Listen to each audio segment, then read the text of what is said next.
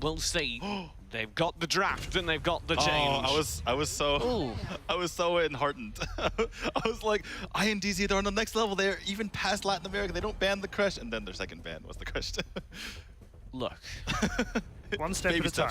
One step at a time. Sephora, though, that's not a surprise. Sephora followed by Nacroth. That means Elsu, Richter still in the cards. Florentino as well. One of those is going to make it through. I'd say Richter's the most likely. What do you know? This is smart, because INTZ now know that Elsu's got to be banned, which means they get Florentino, or vice versa. Either way, they walk away with a powerful character. Florentino's been banned so much, I wonder if INTZ has been practicing him? Good counter. Well, we had that question last week. When we saw somebody play Florentino, it looked like they grabbed them because they could, and then they went, right, who can play Florentino? Yeah. And it didn't work out, did it? Well, you know who else is available, though? Hang on, this has turned around. So Yeah, Elsie's in, so this and was- Florentino's in. This was a smart response by Nova. Instead of banning one of the two overpowered characters, they keep both of them in, meaning they're guaranteed to get one. They'll get Florentino, leave Elsu on the cards, and INTZ quite happily lock that in instantly. They got Marja as well, perhaps as a sideline answer to Florentino. Do you believe? Oh, they have Florentino on the same team, so. Or, sorry, to Elsu. Yeah, I would say that's for the Elsu, but you can't really get to the Elsu. I suppose if Elsu's relying on auto attacks to get to the wave to finish it off. But Ghost Walk gives them a few more options to dodge the snipes. Right. It has to be some crazy timing on that, however. Okay.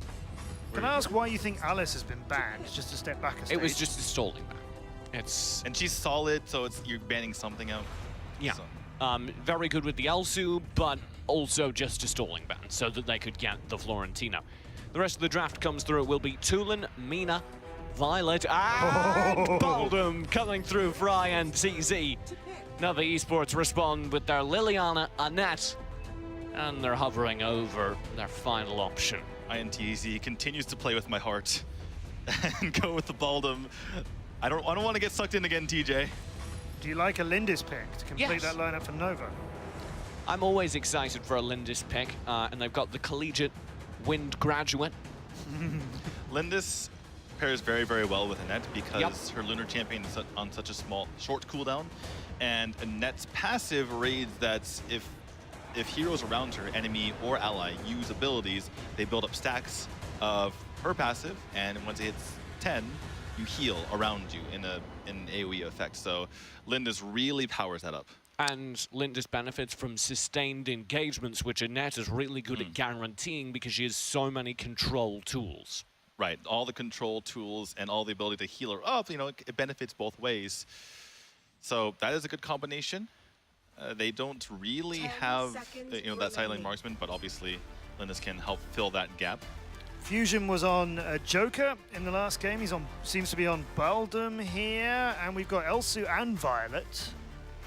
This is a little bit different from INTZ. They've just shown us what they could do, and now they're showing us something else that they can do. Now they're showing the world how powerful Baldum is. And I believe. To answer the Elsu Violet question, it's a really powerful combination. You just haven't seen it very much because you don't see Elsu available, and when Elsu's not available, usually when Elsu's picked, the other team picks Violet. At least that's how it was when Violet was considered one of the strongest heroes. So now that's available, it's something that people haven't really explored as of late, but I like to see it. You have extreme poke potential coming out from those two, and it could be something very difficult to deal with. Do you think Violet will be in the jungle again? It Back looks to her old job? to be the case. Let's go. Let's see what we can get. Can INTZ pull out another huge win over Nova, or can Nova recover from their first loss of the season? INTZ had me as their boat as they open up with Sir Muster. Getting tagged low by a snipe. Medinio already landing more snipes than your average EU Elsu. Oh no. It's a hint that average is at 0, so, It seems like Fusion was almost caught off guard by how gung-ho Sir Muster was. He's like, wait a second, this is a very easy pull-in. But I think he went for the Wild Stomp rather than the Wild Charge. Yeah, was Mixer J as well backing him up, and I feel that is something we kind of rushed back. That's both repositioning tools from the Baldum, yes, and from the Mina. Right, we're used to seeing Baldum in the support role, but he can certainly play that side lane role. It's not as much of a disaster as we see in the past with Teamy and Alice. This is a hero that can adequately man the side lane. And here's why. I actually really do like it into Florentino as well, because his Wild Stomp is one of the few things that actively reduces the amount. There's the flicker! Midway through the Wild Charge! Fusion!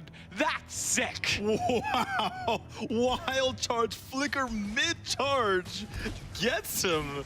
Sir Mustard was not expecting a teleporting deer. Nobody expects a teleporting deer.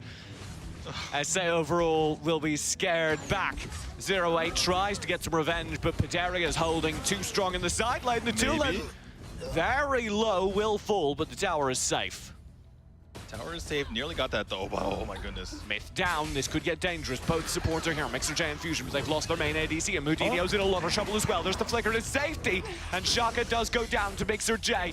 Mixer J himself trades out, but Sir Mustard can't chase, and Fusion might actually be able to wild charge for a trade kill. Wild Charge does quite a bit of damage, as you just saw there, so if you're gonna get chunked down by a snipe, you might be dead. My favorite part about seeing sideline Baldum is that we're going to get to see the Baldum do some damage. Yeah, absolutely. Probably going to be building into that Mantle Rod to help with that burn damage around him. That's going to be painful for Nova. The thing I was talking about, the Wild Stomp, is this AoE slow that also gives damage reduction. Right, and they heavily buffed that in the last patch. Now if you get to level 6 with that ability, you get up to 50% damage reduction. TJ, you're not going to take that much damage if you're going for that. So whenever you see that distortion around Baldum, he's basically invulnerable to melee characters. Right, and you need to have as many heroes as possible in that Wild Stomp so that you can get the cooldown reduced and use it time and time again. If you pop it in the middle of a team fight, you'll be able to use it again that team fight. Right, and that's what's made Baldum so much better as of late, using those abilities so often around him. Fusion can't use it there. He does the Wild Prison, but he won't be able to land it. Sir Mustard does need to play back. INTZ are split across the map. Sir Mustard had to pop Gentleman's Duel there just to get away, but he might be in trouble again. A lot of trouble coming his way, but he manages to work out the trade. Mixer J does fall. That was a very good exchange. And not even a trade as Sir Mustard gets away and gets the kill on Mixer J in response. I get this mid lane. No Mercy is here. There's the snipe, disengage, follow through. Wave is clear, but it's a narrow thing. Looks like so far the trade of the Elsu and the Florentino is going the way of Nova for the Florentino. But obviously Moutinho, as he gets farmed up, has something to say about that. Oh, that was actually quite good. SA overall taunted in by the Dark Dominion. Mixer J ensuring some damage lands. They're switching this up here, and we didn't go over this, but Tulin in the top lane to hold that down while Elsu has been primarily in the mid. Yeah, why would you do that?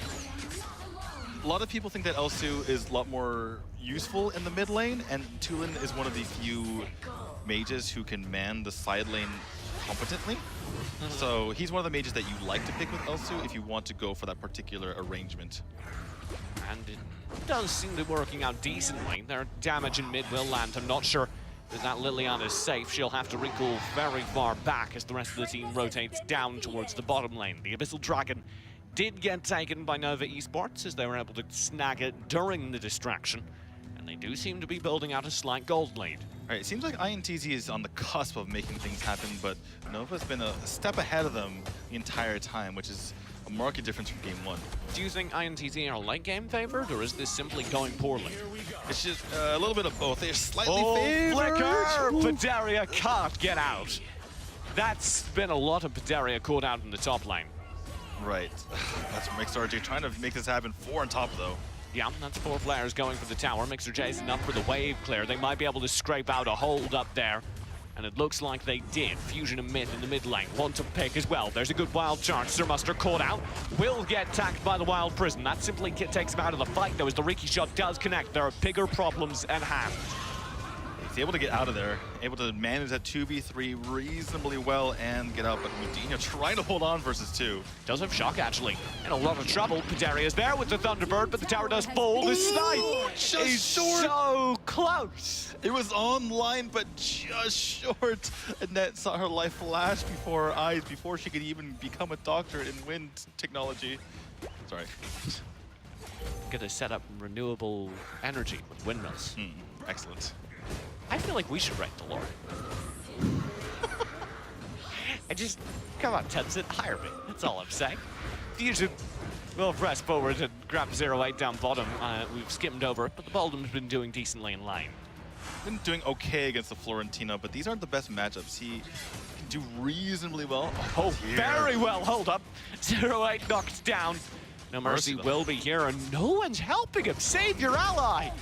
Nobody saves him. Then No Mercy will get traded out. Myth is there. 0-8 will get pinned quite low, but Myth is already bailed. Oh, and SA overall wants the chase. He may get this kill. He is so close, but he can't quite finish it. And now he's trapped between a rock and a hard place as Medinio comes through. Can SA finish this kill? The disengage is there. Myth lingers too long, though, and a blinding light shuts him down.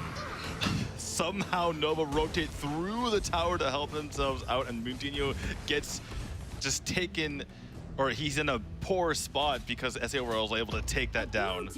Yeah, I don't think he expected that there would still be enemies then. And as a result, INTZ are now 4-7 down and continuing to just be grinded out of map control.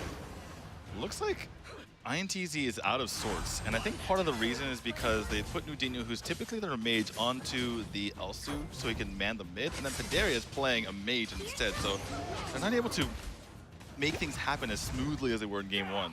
No, they definitely do look a little off kilter compared to that Game 1 performance. As I speak, No Mercy grabs another kill. That Annette Lindis combo doing a lot of work.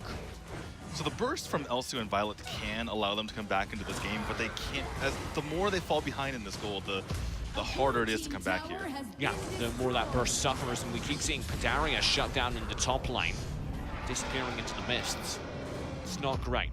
They're losing both these side lanes. As much damage comes out from Myth and Mundinho, it's not going to be enough if the side lanes keep getting pushed in like this.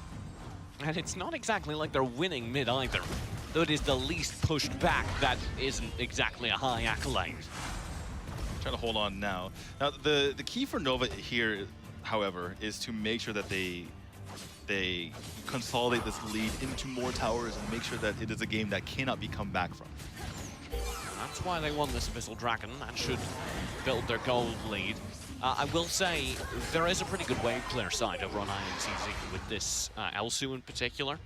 Elsu coupled with the Violet, coupled with the Tulan, that's pretty difficult to get a wave to crash against tower against. Right, Nova need to take a page from their EU counterparts and just brute force make this happen, out-rotate the side of INTZ, make sure they take down towers even despite the amazing wave clear. They're trying to collect on what their map controllers earn them, though. Quite a lot of tower gains. Sir Muster, are you kidding me? That's one. He's got the flower. He can reset. The wild charge does finally connect. This snipe will go wide. Sir Muster, you do not escape, says Fusion. Flickering forward, but it's still 2 kills over to the madman in the jungle. That means Nova Esports suddenly have a new, renewed appetite for towers. Yeah, while that was happening, Padaria went down in the top, and now they're pushing in. They've got the tower up for grabs. There's the Ghost Walk spent. Medinio in a lot of trouble. Will disengage back. And the damage follows from mid. They've got the snipe. They've got 0-8 low, but they can't find the kills. And they've lost the high ground. It almost didn't matter if 0-8 went down there, even though that would have been nice for INTZ, but a great play from Nova. I love their aggression. Even if they lost a hero there, it would have been worth it because you need towers at this point. Oh, Padaria, you poor man. You've had a rough game, and it's not getting better. You do not run away from Alindis with the might buff. She will slow you down until you are dead. And Sir Muster's on the chase once more. Ring of the Fiend will be spent just for that movement speed. They want to be able to convert this, but Chaka with the Hurricane Wall, it is brutal! 3 players, 4 players, all 5 are down! Nova clean up the mid lane fight, and that should be the game. There's the wave to arrive, and it's a 1-1 series score. Nova strike back. Was not expecting a hurricane wall on a tier 2 tower to lead to the game, but Nova impressed us once more. They bounced back. They said, game 1 was a fluke, guys. Hurricane Shaka has made landfall, and it is devastating.